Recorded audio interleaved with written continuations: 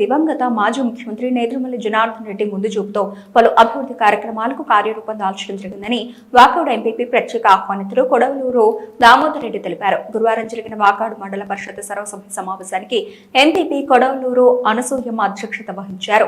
సమావేశంలో దామోదర్ రెడ్డి మాట్లాడుతూ రాష్ట్ర విభజన సమయంలో వాకాడు మండలంలోని తూపిలిపాలెం వద్ద నేషనల్ టెక్నాలజీతో పాటు దుగ్గరాజపట్నం వద్ద నౌక నిర్మాణాశ్రయం కోసం ప్రాతిపాదన తయారు చేయడం జరిగిందన్నారు.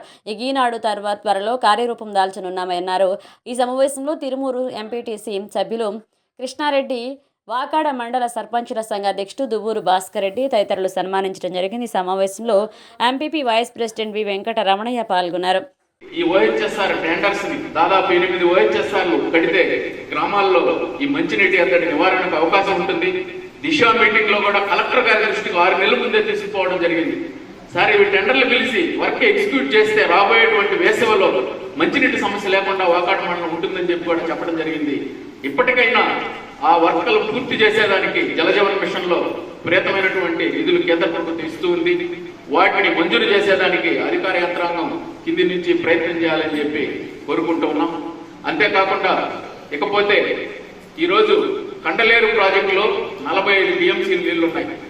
2023లో 20 టీఎంసీలు కూడా నీళ్లు లేనటువంటి పరిస్థితుల్లో ఆనాడు డ్రింకింగ్ వాటర్ కానీ ఆనాడు సెకండ్ క్రాప్ కానీ 300 క్యూసెక్లు 2 నెలల పాటు స్వర్ణముఖి రిలీజ్ చేయడం జరిగింది. ఈ రోజు కంట్లేరులో 45 టీఎంసీలు ఉన్నాయి కాబట్టి అనేక మంది రైతాంగం వాకాడు మండలంలో కానీ కోట మండలంలో దీన్ని ఆధారపడి కంట్లేరులో నీళ్లు ఉన్నాయి ఇస్తారనేటువంటి ఆలోచనతో సెకండ్ క్రాప్ కూడా కొంతమంది వేశారు.